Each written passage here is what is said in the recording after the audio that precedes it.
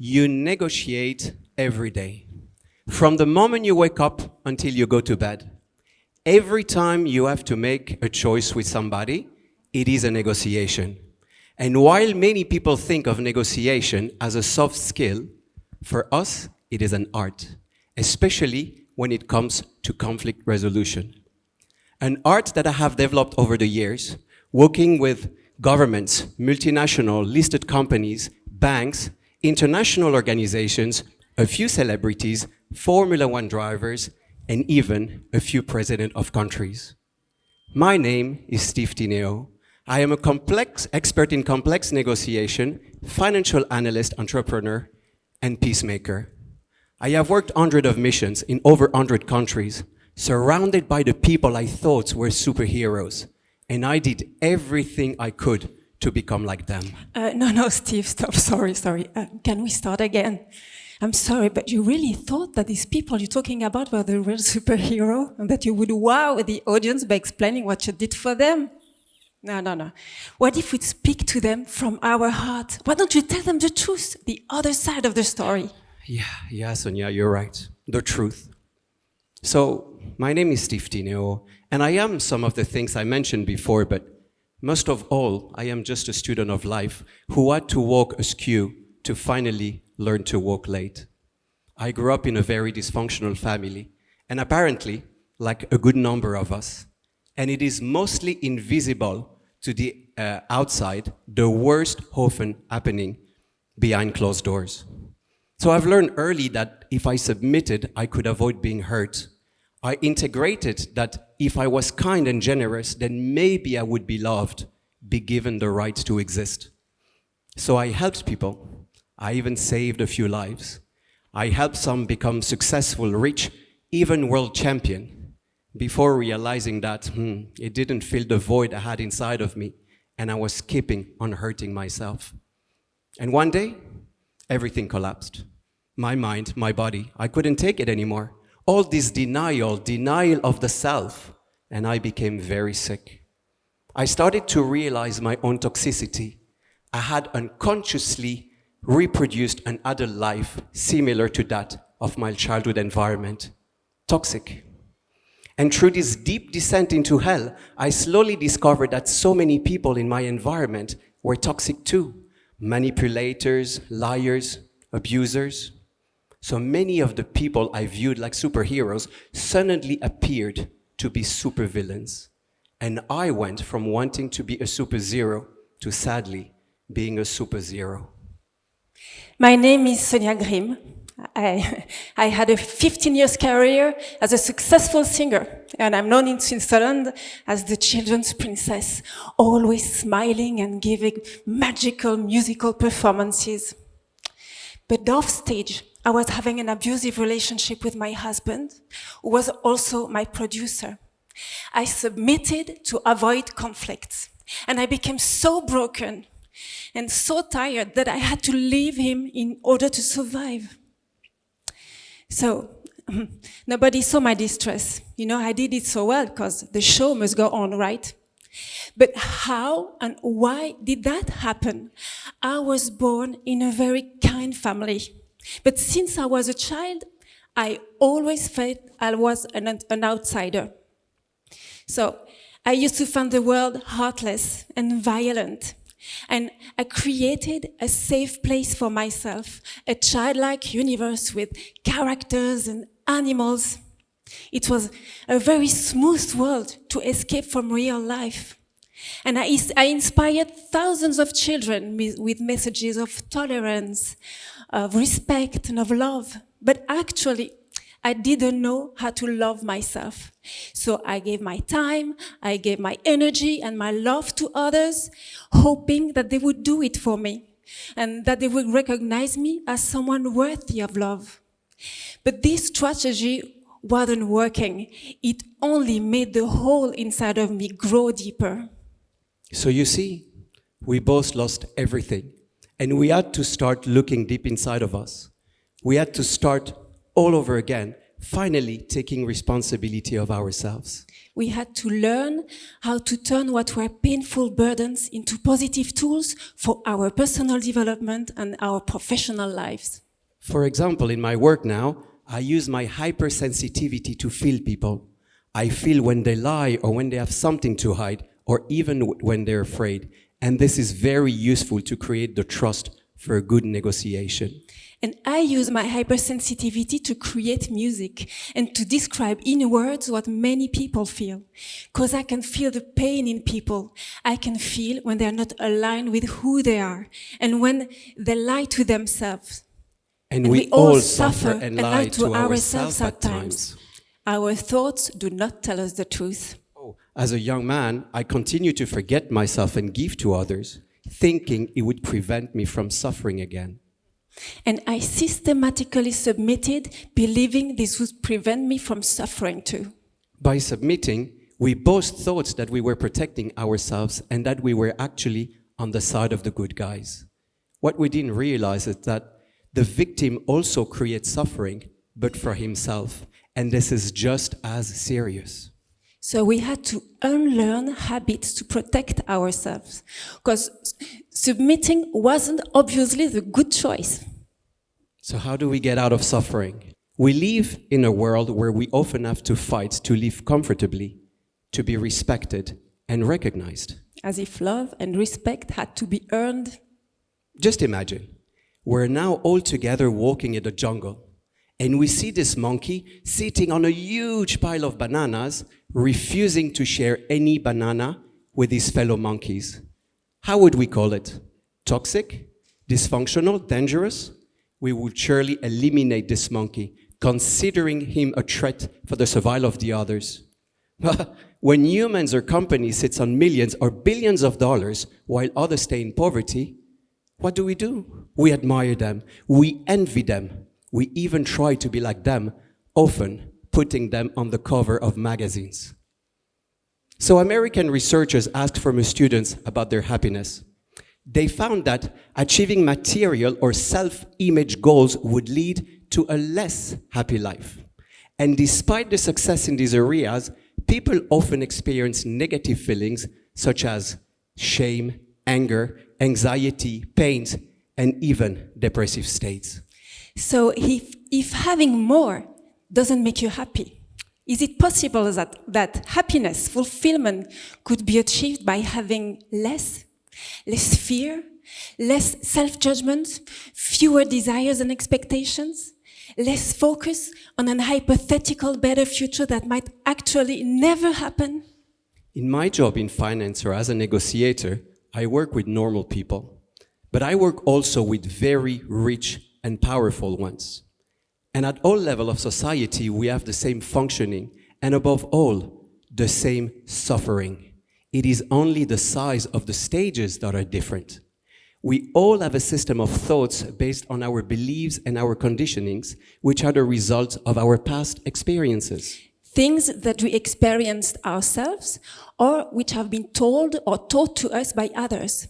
And of our emotions, which depend on our emotional structure. So, while we do all function in similar ways, we are all fundamentally different.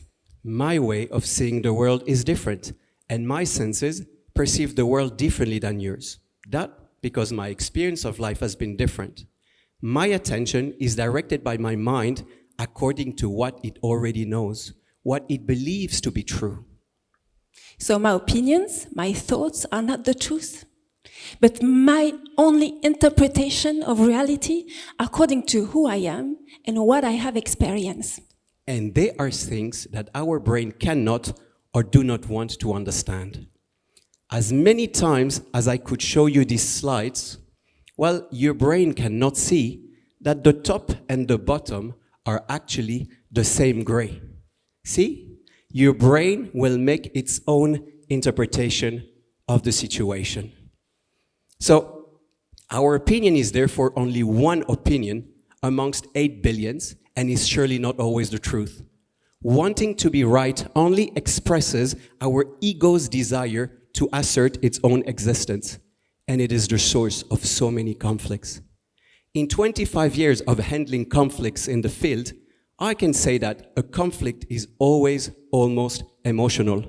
Otherwise, it is called a disagreement, and a rational solution can be found. So, we cannot approach the resolution of a conflict without considering the emotional aspects. Experts must first find the emotional issues that created the conflict in the first place. Well, the anger, fear, search of power, psychopathologies, bruised and reactive egos, as to possibly find a solution. And this applies to our daily relationship with others. When I make projections or assumptions about someone, I am projecting my own reality onto them. My own really personal interpretation of the world. It's an egocentric view of the world. And it's at the source of so many judgments and misinterpretation and at the root of so many conflicts. So, to be able to act consciously, it is important to know yourself first. We need to be aware of our fears, our beliefs, and our emotions, so that we don't repeat the same negative patterns over and over again. This knowledge of the self opens our mind. We don't stay stuck in what we already know. And thanks to this open-mindedness, we can find innovative and creative solutions, generating new opportunities and new dialogues. Our decisions are made by our mind, which creates the argument it needs to justify its own behaviors and choices. So, if we listen to our thoughts and believe in them, we would repeat the same pattern again and create a present and future reality in the continuity of our past. Because the energy goes back through the path it has already traveled again and again.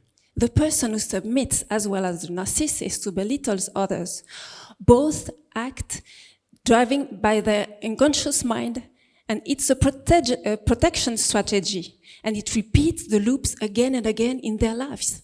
And if we don't become aware of our unconscious mind, well, we can become rich or powerful or even a star and still feel empty and suffering. Because the feeling of not having or not being enough will not be calmed down if we haven't done anything to heal ourselves first, because it is created by our own mind.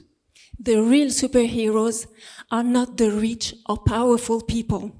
Superheroes are people like you and us who choose to confront the most significant fear in order to understand both their conscious and unconscious behaviors.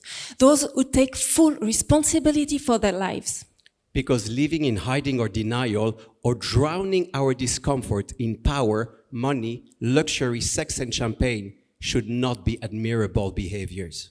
It's only by understanding how our decision-making process works that we can become free and conscious living beings.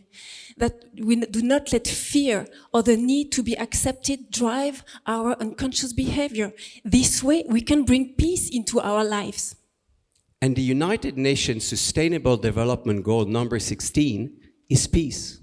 But making peace requires a personal choice and an involvement that sadly, most ego-driven personalities are not yet willing to make. They're not willing to sacrifice their ego and their comfort for the common good, accepting to change or to adapt, accepting to listen and to hear, accepting to be wrong, accepting that the relationship is more important than our ego, accepting to be the first one to apologize or to keep quiet. These are amazingly powerful and wise behaviors.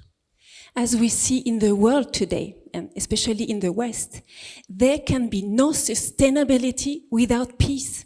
The war in Ukraine has made the Occident backslide on so many subjects as clean energies, sustainability, human rights, once again.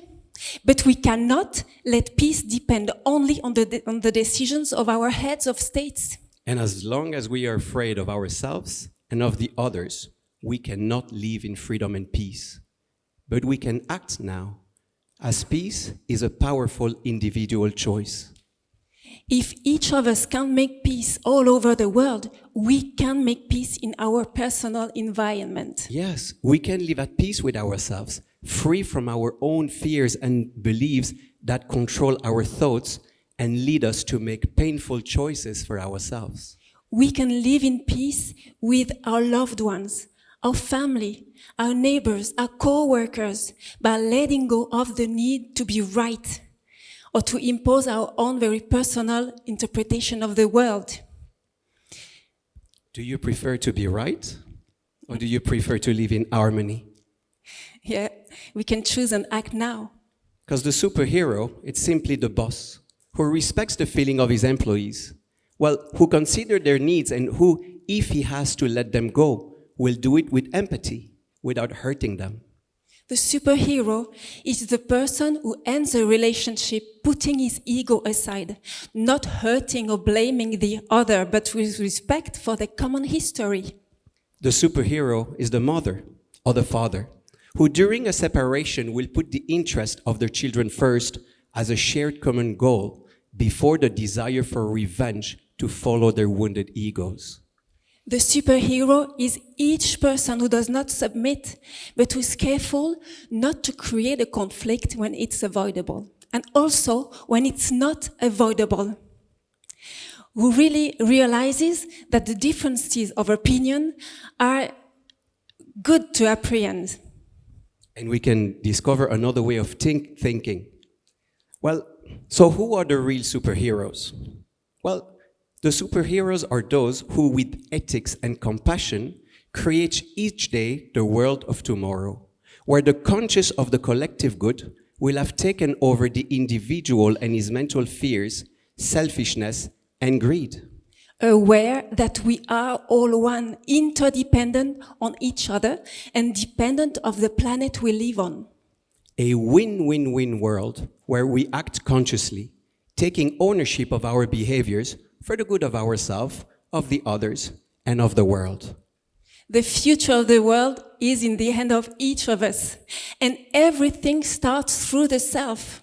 If we want to change the world, we have to act now. Act now by becoming the real superheroes in our day-to-day relationship with ourselves, with the others, and with the world. Thank you.